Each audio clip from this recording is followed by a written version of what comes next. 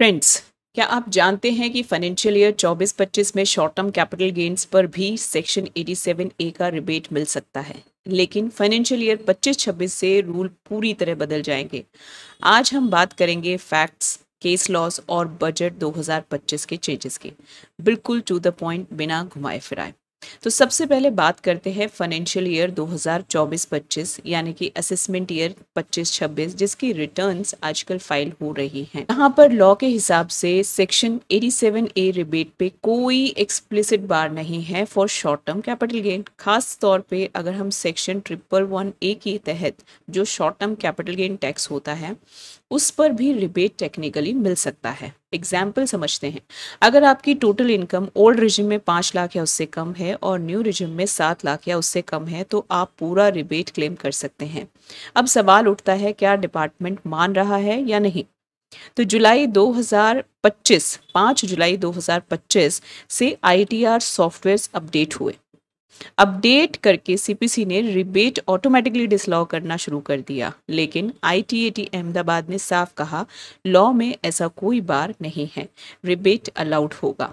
ITAT Ahmedabad की ruling आई थी 13 अगस्त 2025 को। ट्रिब्यूनल ने कहा कि 87A में short term capital gain exclude नहीं है, unlike long term capital gain, क्योंकि लॉन्ग टर्म कैपिटल गेन का टैक्स सेक्शन 112A क्लियरली ही बार कर देता है, इसलिए रिबेट मिलना चाहिए।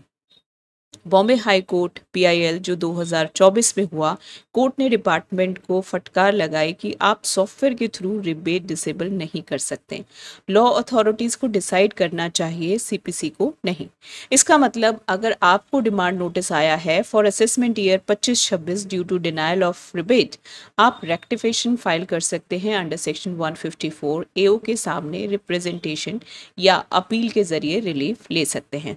अब जानते हैं फाइनेंशियल ईयर 25-26 यानी कि ये जो ईयर चल रहा है जिसकी रिटर्न आप अगले साल फाइल करेंगे। यहाँ पर बजट 2025 ने साफ कर दिया है कि सेक्शन 87A रिबेट अब किसी भी स्पेशल रेट इनकम पर नहीं मिलेगा। स्पेशल रेट इनकम का मतलब है वो सारी इनकम्स जिन्हें हम स्लैब रेट से टैक्स नहीं करते, ठीक है। इसका मतलब short term capital gain, long term capital gain, winning से आई हुई इनकम, ये सब अब इंक्लूड हो गई हैं इस पर्टिकुलर अमेंडमेंट में। और अब 2025-26 फाइनेंशियल ईयर से 87A की रिबेट इन पे नहीं मिलेगी। तो क्या बदला? रिबेट का स्कोप एक्चुअली थोड़ा सा चेंज हुआ है, बट वो भी न्यू टैक्स रेजिम के लिए। ओल्ड टैक्स रेजिम के लिए कोई भी खास फायदा नहीं है, जो पहले था वही रहेगा। न्यू टैक्स रेजिम में लिमिट को 7 लाख से बढ़ाकर 12 लाख कर दिया गया है, जिसमें कि मैक्सिमम रिबेट जो पहले 25,000 की थी अब वो 60,000 की हो गई। लेकिन याद रखिए, ये रिबेट सिर्फ नॉर्मल स्लैब इनकम पर मिलेगी। अगर आपकी इनकम का हिस्सा स्पेशल रेट यानी कि शॉर्ट टर्म कैपिटल गेन या लॉन्ग टर्म कैपिटल गेन है, उस पर रिबेट नहीं मिलेगा। तो नेट नेट क्या सीखा हमने? फाइनेंशियल ईयर 24-25 में आप रिबेट क्लेम कर सकते हैं शॉर्ट टर्म कैपिटल गेन पे, और अगर CPC ने डिसलॉ किया तो आपके पास लीगल बैकिंग है, ITAT और बॉम्बे हाई कोर्ट दोनों के थ्रू आप लड़ सकते हैं।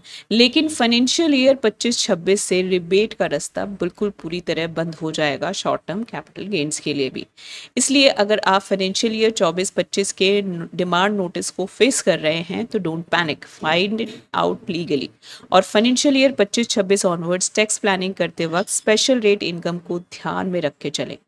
दोस्तों, ये था पूरा breakdown of section 87A rebate on short term capital gain. अगर आपको क्लैरिटी मिली हो तो वीडियो को ज़रूर लाइक करिए, शेयर करिए और चैनल भी सब्सक्राइब करना मत भूलना। अगले वीडियो में हम डिस्कस करेंगे practical strategies for tax planning in the new tax regime. मिलते हैं जल्दी ही।